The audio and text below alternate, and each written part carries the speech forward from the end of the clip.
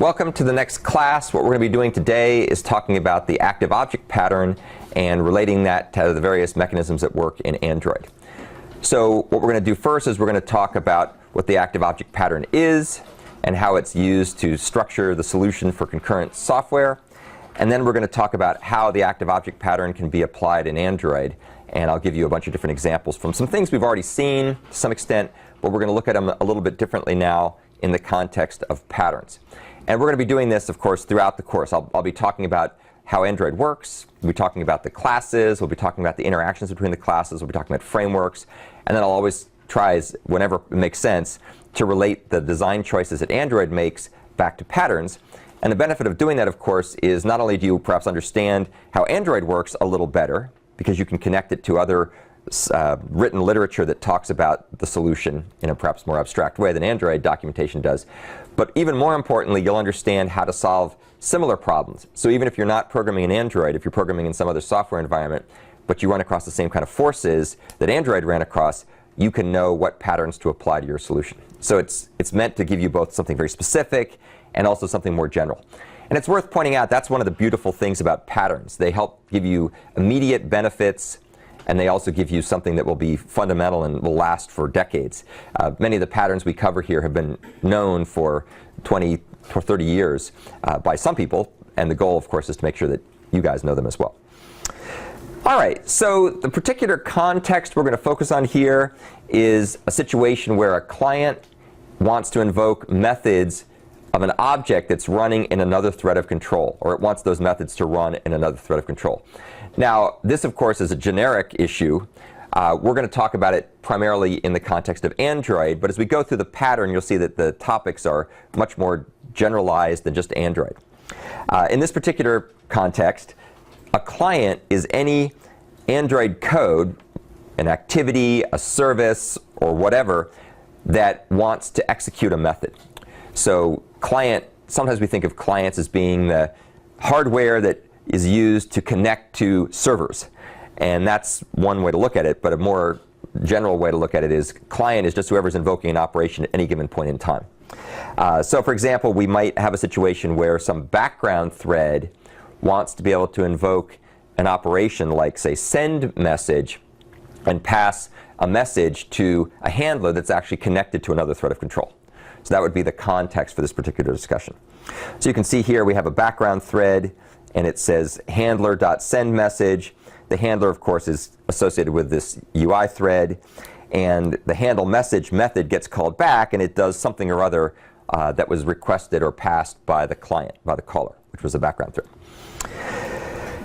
More generally, of course, we can have the threads be any threads. They don't have to be a background thread and a UI thread. That's one common use case.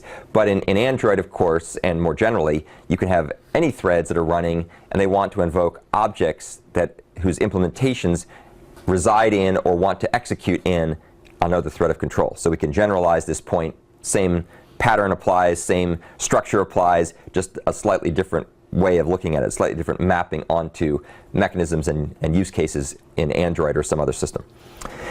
So some of the problems or the design forces that we're trying to address here, we'd like to be able to leverage the available parallelism on the platform as transparently as possible. We really don't want to require application developers to have to know a lot about locking and synchronization. Much the same sort of argument we thought about when we discussed the monitor object pattern, but there's a little bit more to it here. Remember when we talked about monitor object, what was the defining characteristic of an invocation on a monitor object? What's the main thing to think about in that context? Who ends up running that invocation when you call a method on a monitor object? When you call a synchronized method on a monitor object, who ends up running that method? You being the client thread. Yeah. So the client thread is what ends up invoking it. So basically, in a monitor object environment, as with a normal object, you invoke a method on the object, and the callee, the guy who's called, steals the thread of control of the caller, and it runs in that context. Another thing we want to be able to do is ensure that if you have long-running operations, that they don't block other things in the process from executing. This is primarily relevant if you're trying to run things in the UI thread or in a single thread solution, and any one thread of control, if it were to block, would cause the whole process to hang. And we don't want that to happen. That's another problem we want to avoid here. And then the last piece of the puzzle here is we want to make access to these shared objects and synchronized objects as simple and as intuitive as possible. We don't want people to have to know about the low-level details of conditions, monitors, queues, all that kind of stuff. They just want to make a method call, and magic happens, and that method is executing in another thread of control. So to do this, we're going to apply the active object pattern. The active object pattern is a pattern that's documented in the POSIT 2 book, and it's actually, as you'll see later when we talk about known uses, it's actually a very widely used pattern. There's actor languages, there are actor libraries, there's all kinds of things that implement this particular model. And we use it to decouple the thread that invokes a method from the thread that runs the method. So we're going to decouple method invocation from method execution. And method invocation occurs in the client thread, the caller thread, and method execution occurs in some other thread. However, from a client's point of view, this should look like just a regular method invocation. It doesn't look like you're doing anything special. You're not treating the data or the invocations in any special way. You're just invoking a method, and voila, something magic happens, and the work gets processed in another thread of control.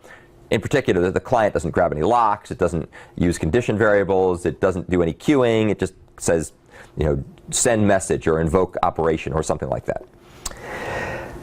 So the active object pattern, the intent of the active object pattern is to define service requests on components or objects and make these be the unit of concurrency in the program, and then run requests for these services in different thread or threads than the requesting client, and then be able to enable the client and the component to interact asynchronously to produce and consume results that occur as a result of invoking the service.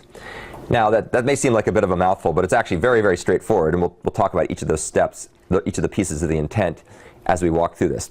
In a nutshell, if you look at this picture here, what's happening is we have a client with a client thread invoking some method on some interface, and some magic happens, and then this thing gets turned into some kind of so-called objectified service request, which is a linearization of the parameters and the information that corresponds to the method call. And that thing then gets stuck into some kind of activation list or queue that is managed by the active object. And that guy runs in a separate thread or threads of control. And when the request comes in, it gets stuck in the queue. And then at some point, a scheduler takes the request out of the queue and invokes an operation back on some servant, which is the implementer or the executor of the original invocation by the client. So that's how the service request gets invoked in the active object thread or threads. Yeah, Sean. In the diagram, you're calling method 1, but method 2 is eventually getting called. Is that? Oh, that's a good point. It should be method 1 getting called. Okay. That's a really good point. I have to fix that. That's actually a typo from somewhere else that I got to fix. There's a paper that talks more about this that's on my website. You can also take a look, of course, at the POSIT 2 book, which is where the full-blown pattern is described.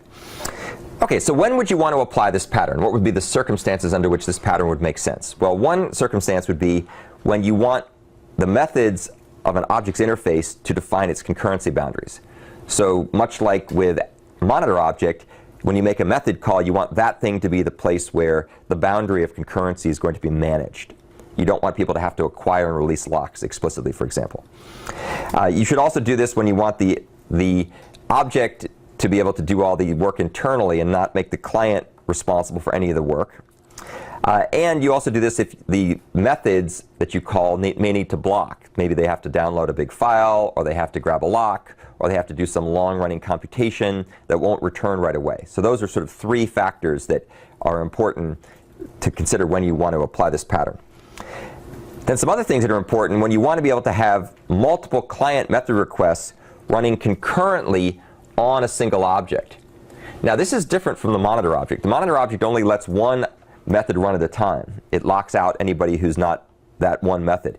With active object, however, in some configurations, you can actually have multiple method requests running simultaneously, subject to various synchronization constraints or scheduling constraints. We'll talk more about that.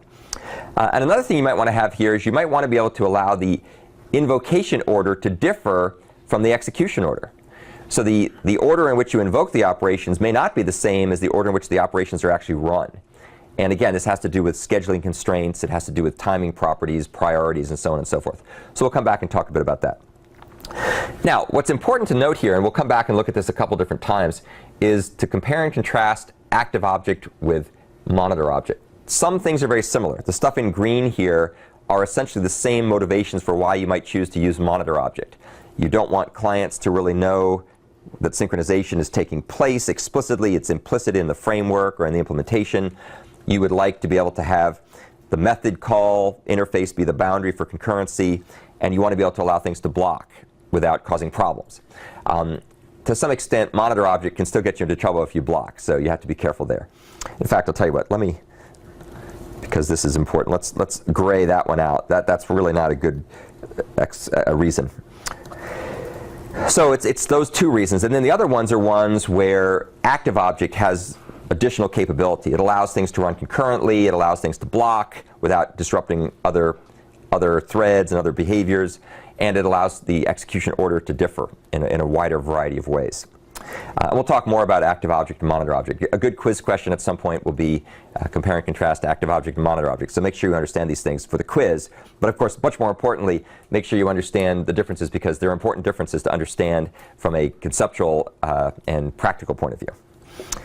All right, so here is the structure of the active object pattern. As you can see, there's a lot of moving parts that are going on here. And so we're going to step through them one at a time. Now, when I show you the example, I'm going to do this in two ways. I'm first going to explain it. Well, actually, I'll tell you what. First, I'll explain it in terms of everyday experiences you may have had at some point along the way. And then I'll talk technically about what's going on. And so this may help you to understand things better. So I'll kind of go through this with a metaphor. So the metaphor is you're going to a fast food restaurant in order to get lunch or get food. Now, as you all know, there's different kinds of fast food restaurants. There's the McDonald's style of fast food restaurants where, at least historically, they've changed a bit over time, but historically you went to McDonald's. The goal of any fast food restaurant is to get people to pay and out of the way as quickly as possible, right? It's about throughput, because that equals cash flow equals profitability, which all entrepreneurs like, right? And so what we want to be able to do is find a way to maximize throughput. So if you go to McDonald's and you order a Big Mac, fries, and a Coke, at least in the early days, what they would do is they would pre-cook a bunch of things. They'd have a bunch of pre-cooked French fries, and they would be under a heat lamp. They'd have a bunch of pre-cooked Big Macs under a heat lamp. They might even have had some pre-poured Cokes that were sitting there on the counter. And so when you say, Big Mac, fries, and a Coke, the cashier just sits there, reaches back, grabs the stuff that's been pre-cached, right? It's a good optimization technique, pre-caching, and gives you the stuff right back. And typically that's a synchronous transaction. You stand there, you order the food. As long as it's in the cache, you get it, you go on your way, they get their money, you get a heart attack or high cholesterol. And Christoph, now I'm going to get sued by the food lobby for food libel. Anyway, bad things happen, right? But they got the money and everybody's happy. So that's one model. That's not the active object. We'll talk about that later. That's called synchronous two-way blocking. That's kind of like the monitor object, actually. You can imagine you might have a monitor to make sure that two cashiers aren't trying to grab a Big Mac at the same time, or whatever.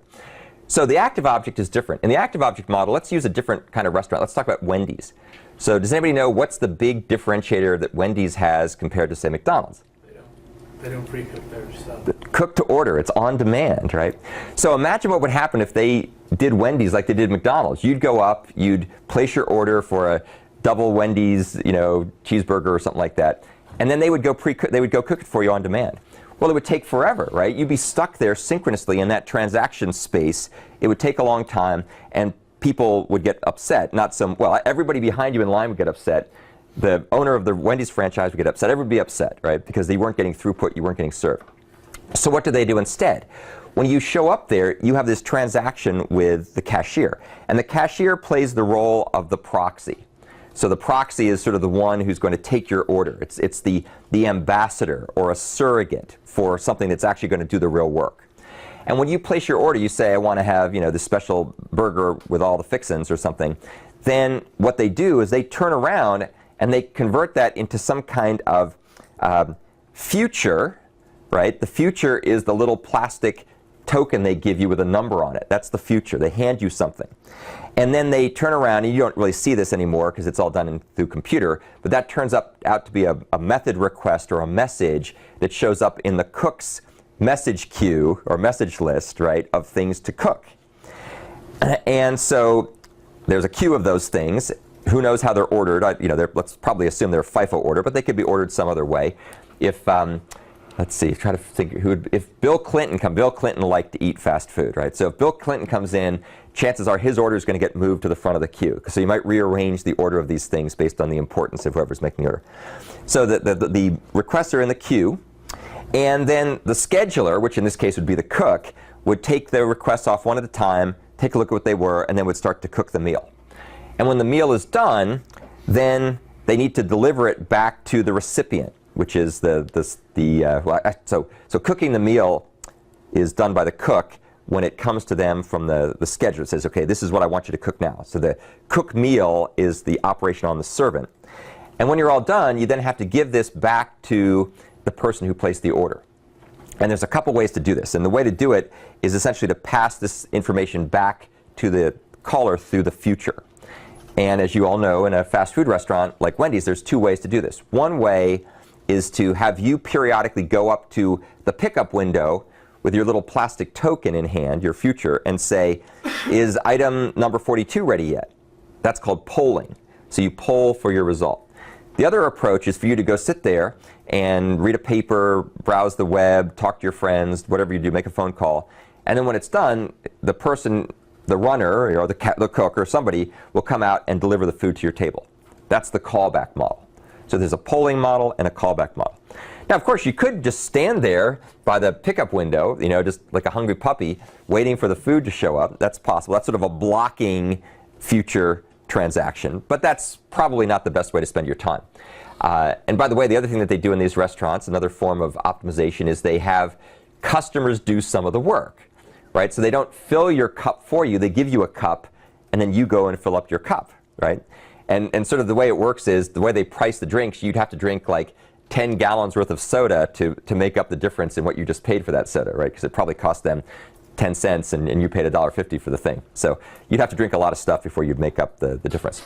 So anyway, that's the active object pattern described through a fast food metaphor. And then we also talked about the various elements, and we'll talk about them again in a more technical way next. Okay, any questions? So that's kind of thing. The other thing that I didn't really explain as I was talking about this is the mapping onto Android. So you invoke an operation on a handler, which is a proxy-like thing, and there's another way to use a handler as a future. We'll talk about that when we talk later. The method request in Android out of the box is essentially a message. That gets stuck into a message queue, which is the activation list. There's something we've seen before called the looper, which plays the role of the scheduler in conjunction with the message queue.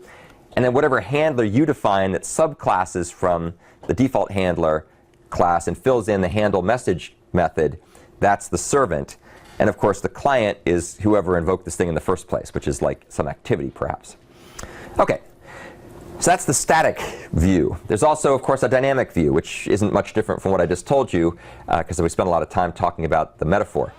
So the client invokes a method call on a proxy, and the proxy converts the method call into a method request or a message, passes that to the scheduler, and returns a future to the client. The scheduler sticks the method request onto some kind of activation list or queue. At some point later, based on various properties, the scheduler takes the message off the queue and then goes ahead and dispatches it on the servant. Oops, that should be pointing over here. So the servant is the guy that actually does the work. And when he is done, then the client gets the results, either by polling or by some kind of callback. Okay, so that's basically the steps involved from dynamics in the active object pattern. Okay, so let's talk about what you need to do to implement this pattern. Now, I'm going to talk about the implementation in general, and then I'm also going to show you ways you could implement this in Android. Keep in mind that Android, the things we're talking about in Android don't implement the full-blown active object pattern. If you want the full-blown active object pattern, you'd have to devise a little bit thicker wrapper around a couple of pieces. But it's pretty darn close. When we talk later in the course and we start talking about the Android binder framework and the Android interface definition language, AIDL, you'll see how you can implement the full-blown active object pattern as a variant of the so-called broker pattern. And we'll talk about all that stuff probably maybe starting next week, maybe starting the week after. OK, so the first thing you need to do from an implementation point of view is you need to implement the invocation infrastructure. Now keep in mind what we're trying to do here. We're trying to come up with a way to convert a method call from the client, say from an activity, or whatever, some client thread or somebody who's making a call, into a method request or a message.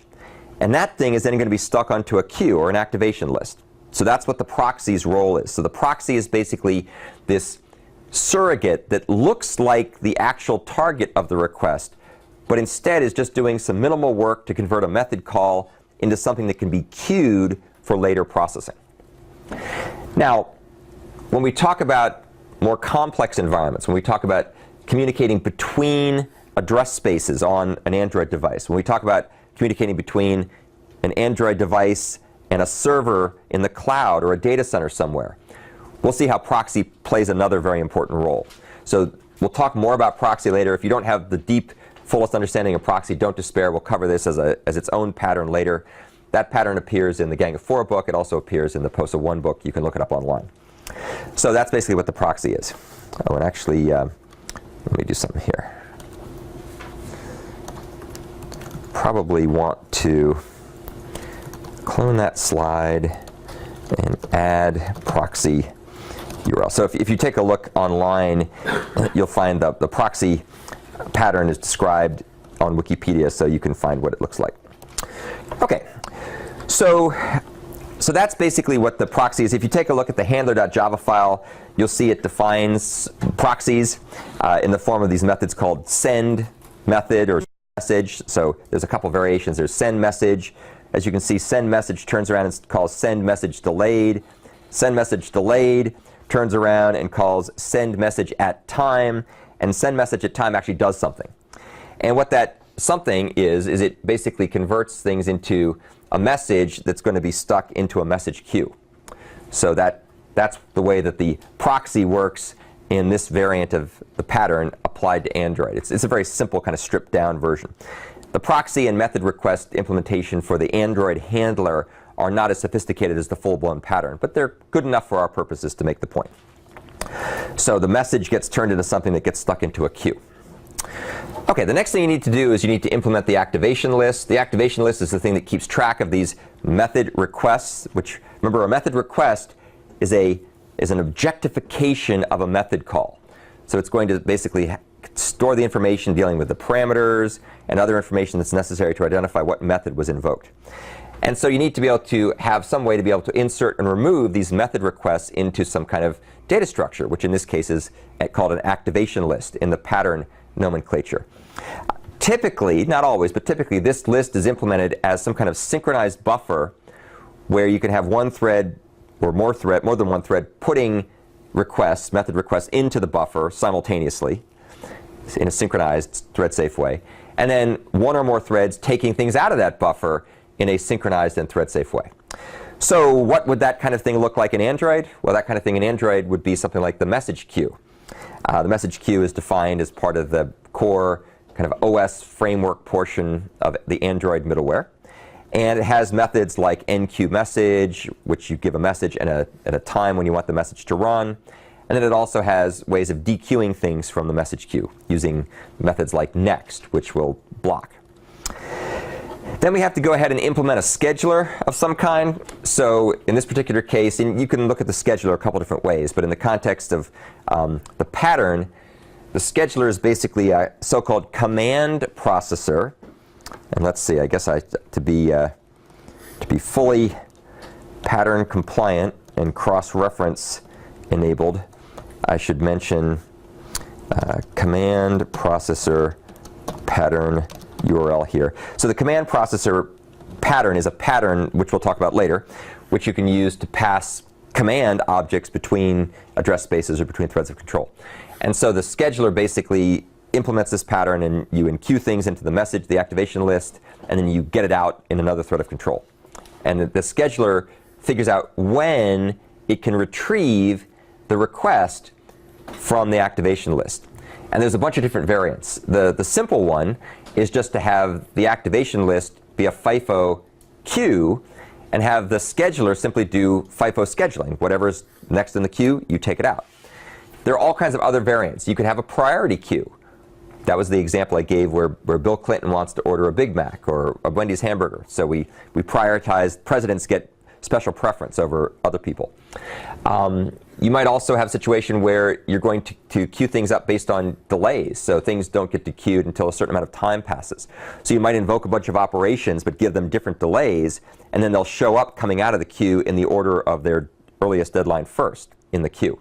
And there's other variants as well. You could have more complicated synchronization guards where you could check to see if certain conditions were satisfied, and if so, then the scheduler would get a chance to execute or dequeue those method requests. In the Android case, it's pretty simple. We have this message queue, and things get queued up based on the order that they appear and or the time at which they're supposed to run. And so it's basically a timed delay, time-based queue.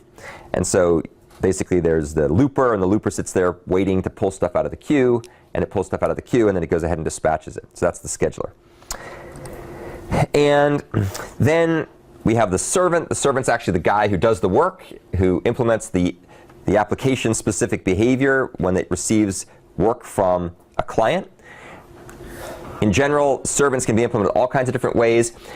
One very common way to implement the active object pattern is to have the proxy and the servant have the same methods with the same signatures. And that way, it looks just like an object. You know, when you invoke a method on an object, the implementation of that method is the same name. It's got the same signature, the same parameters, and so on. In fact, it's typically the same thing. In an active object environment, you have a couple of choices. One choice you can make is to have there be a mirrored relationship between the name of the method you invoke and the name on the servant that gets called back. Another approach, which is more the way Android does it, is we have a method we use to pass the request there called sendMessage, and then we have a method with a slightly different name called handleMessage that actually retrieves the request and processes it. Probably the most obvious reason for doing that is if they called both methods send method or send message, you'd have an overload ambiguity problem, because handler needs to support both these things. It needs to be able to support send message to get the data to the handler, and it has to have some kind of callback hook to do the work. So that's probably why they did it that way. But there are other alternatives. So in the case of Android, handleMessage is the thing that actually does the work. It's the servant, and you implement it by subclassing from handler and filling in whatever you want. So here we have a worker handler with a handleMessage method that does something or other. And then the last thing you have to do is figure out how you're going to get the results, if any, back to the original client who invoked the operation. Now, a lot of times with Android, when you do a send message call on a handler, you're not really expecting anything back in return. For example, imagine you have some long-running computation that's downloading a file in a background thread. And when that background thread is done, it wants to send the result back to the UI thread. Well, in that case, all it does is it simply says send message, and then voila, handleMessage gets called back in the UI thread, and the UI thread does something to display the result. So in that case, there really is no communication. It's just a one-way invocation. There are other scenarios, and we'll look at some in a second, where there's two-way communication. And so if there's two-way communication, you have to have a way to get back to your original caller. And there's a whole bunch of different ways to do this. One way to do this, which we show here in Android, is to pass as part of the original message to the active object, to the handler. You contain in the message essentially the reply handler, the handler of the guy who sent the thing in the first place. So you can see here, in this particular example, which we'll look at in more detail later, we get the message, we go ahead and we crack it open, and we get some arguments that were passed in. And then we go take a look at the args.handler field, and that's the handler of the guy who sent us the message in the first place. And we use obtain message, which is a factory method that's used to get back a message. And then we go ahead and fill in some results, and then we say reply.send to target. And send to target is simply a little convenience method that says send message this. It basically sends a message back to itself. So this guy is going to be used to send a message back to the original client. And I'll show you this in a second to make it a little bit more clear. OK, so that's kind of the implementation steps. Now what I'm going to do is I'm going to show you a really cool place in Android that implements this. And we're going to look at this example later on in the class, and you may get a chance to play around with it and use it for one of the assignments. But for right now, I'll kind of show you how it works under the hood. It's really cool. So there's something in Android that's called an async query handler. And async query handler is used in just a few places in Android, but one of the places it's used is in the MMS implementation for various things. Asynchronous query handler is a little helper class that is used to invoke calls on content resolvers, which I'll talk more about in a second, in such a way that they don't block synchronously for the content resolution operation to complete. So what is a content resolver? Does anybody remember what a content resolver is? Chad? It handles the response from the content provider. Right. And what's a content provider? A way of sharing information. Right. So the content provider is basically a facade or a proxy to data that's often stored persistently, most commonly using SQL-Lite database implementations. You can use other things too. You can use files and so on. But it's basically a way of getting access to some persistent data. And out of the box, if you use the content resolver, you'll do the following. You'll have an activity, and you'll call an operation like, say, query. There's other operations too, insert, delete, and so on. But you can call query on a content resolver. And by default, the content resolver will go out and get the data and return it back to the caller, but the caller thread blocks until the call returns. So that's what's called a synchronous two-way operation. Now, as you may imagine, there's all kinds of downsides. What's one of the main downsides with this in the context of Android? You can't do anything with UI. The UI thread will be blocked while this is taking place. And if you're doing a very complicated query, then you could end up with the dreaded application not responding dialog popping up, and you'll have problems, right? So what async query handler does is it implements the active object, and it actually implements the full-blown active object, well, a pretty full-blown active object here, in order to be able to decouple the invocation from the processing from the reply. And here's essentially how this works. So the activity invokes an operation on a subclass of async handler called myAsyncHandler, which you would create. We'll talk about why you do that in a second. You do that so you can get the results of the operations when they're done. And you do an operation with a name start, like start query, start insert, start delete, and so on. And start goes ahead and kicks things off, but it returns right away. It doesn't block. It's an async. It starts things off and returns immediately. And what happens is that the start query method creates a message, and it does a send message to a worker thread. It's a worker handler that's running in the background. So it's a background thread that's started up when the whole thing starts, and it continuously runs. And the send message call also returns right away, but the first thing it does is it converts the arguments into a method request or a message, sticks them onto the worker handler's message queue or activation list, returns right away, so that doesn't block.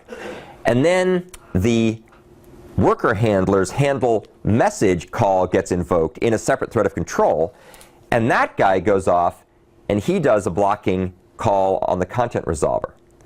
So the original activity thread is off doing whatever the activity thread wants to do at this point, waiting for more input from users. And there's work taking place in the background in a background thread, in the worker thread, and that guy's querying the actual content resolver, and he's blocking, but he can afford to block because he's not blocking the UI thread. So that's perfectly kosher to do that. When the handle message in the worker thread returns, when the query operation in the handle worker thread returns, that guy then turns around and does a send to target call on the actual reply handler that corresponds back to this thing that was originally used to invoke the operation in the first place, my async query handler. And that asynchronously sends the result back and returns right away so he can process other requests. And then this guy's handle message method gets called, and he turns around and dispatches the callback hook that is defined as an abstract method in async query handler that does the completion processing. So when you invoke, say, an async query, when the query is done, you get the result of that async query, which typically can come back to you as a cursor, which has the data that was requested that match your query. That comes back as a cursor back in the activity thread or the invoker thread, and that comes back with a onQuery complete callback hook. And so onQuery complete is an abstract method defined in abstract query handler. You subclass that, fill it in, and that guy gets called back after the query has returned asynchronously. So you can kind of see it's a really nice example of the active object pattern because we're decoupling the invocation of an operation, in other words, run a query, from the processing of that operation, and then we get the result back at some later time through a callback. In this case, it's a callback on a future that was dispatched. Really, really, really cool stuff. The query handler stuff is described here. Oh, and I guess I should also probably add path name for async query handler.java. So you can look at the code. It's really cool to watch how it all works. And if you don't know the active object pattern, and you don't understand all the things we just talked about, it's a little bit difficult to figure out what the code is doing. Once you understand the pattern, it's just a breeze. You're like, oh yeah, that's this piece, that's the proxy, that's the scheduler, that's the activation list. And what makes it tricky, of course, is that these things appear in multiple places, right? It's not self-contained. The async query handler file has some pieces of it.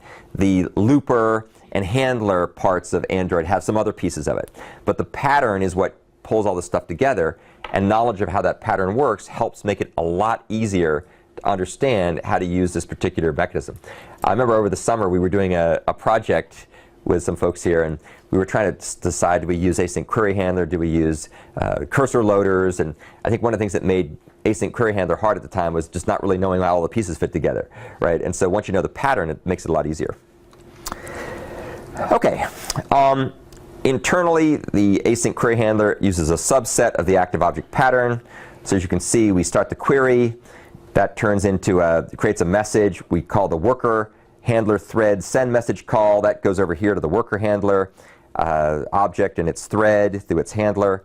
And this guy has a looper, and he pulls the requests off, does some processing, and then they get called back, and so on. And there's more parts to it than I'm showing you here, but these are the basic pieces. There's the source code. I can get rid of that comment over here. We actually don't need to do that. Let's see if there's anything else we need to cover there. So anyway, it's definitely worthwhile to take a look at that code and sort of puzzle through it. Once you understand the pattern, all the pieces make a lot more sense. And you find this through and throughout Android, through and throughout Java. The people who implemented Java, the people who implemented Android really understand patterns, and so you'll see a lot of recurring approaches over and over and over again. And it's almost, paint by number after a while. There's certain other idioms we'll talk about later when we talk about services that use command processor pattern, and they do the same thing every time. Okay, so let's talk a bit about the consequences of this pattern. So the good part about this pattern is it enhances concurrency and simplifies synchronization complexity. And the reason it enhances this stuff is because it allows us to be able to have client threads and method invocations run concurrently. You invoke an operation and it runs in another thread. Multiple threads can invoke operations. They'll run in the other thread or threads, as we'll see in a second. You can have a scheduler that can be used to evaluate various synchronization constraints. If you have multi-core processors on your platform and you have the stomach to make sure that your servant code is thread safe, then you can actually spawn a pool of threads, typically roughly around the same size as the number of cores, give or take. Typically you have a few more threads than there are cores. Maybe if you have 4 cores, you might have 8 threads in the pool for various reasons. And so in that case, when you invoke these operations, you could have multiple threads or one thread invoking multiple operations, and all of these operations will now run concurrently. So you can transparently speed your program up, assuming A, that there's work that can be parallelized, which is always tricky, and that you've done a proper job of doing locking and other things in your code. And once you understand monitor objects, once you understand the basics of synchronization with Java, that becomes tractable, certainly. Another interesting thing here is that the method invocation order and the method execution order can differ. Now, this is true of the pattern in general, but in the case of Android, if you put delay operations, if you take a look here, you can see we have these delay calls. When you invoke a message, you can give it a delay time. You can either give it an absolute time, or you can give it a time that's relative to the current time of day. There are different method calls for each one of those things. And that will affect where the method goes and when it gets run. And so they store things in a way so that they're queued up and run at the right time, at the appropriate time. There are, of course, there's very rarely there is a totally free lunch in software design. So there are some liabilities or downsides to this particular pattern. So one of the things you've got to be very careful of is that you don't end up running into additional overhead for all the different parts that are needed to make the active object work properly. And let's talk about where those overheads come from. So one of the things you've got to do when you do active object is you typically have to allocate the memory dynamically, because the thread that invokes something is different from the thread that executes it, and therefore you have to typically have to allocate it dynamically because they can't share buffers easily. And the minute you start allocating things dynamically, there's a bunch of issues. The code may be somewhat slower because you have to allocate stuff and go out to a heap. You typically have to acquire a lock to lock the heap. And in languages like C++ and C, where you don't have garbage collection, you have to deallocate stuff, and that requires things, and it does heap memory. There's all kinds of stuff that is potentially a downside if you allocate memory dynamically. In Java, you don't have a lot of choice most of the time, but in other languages you do.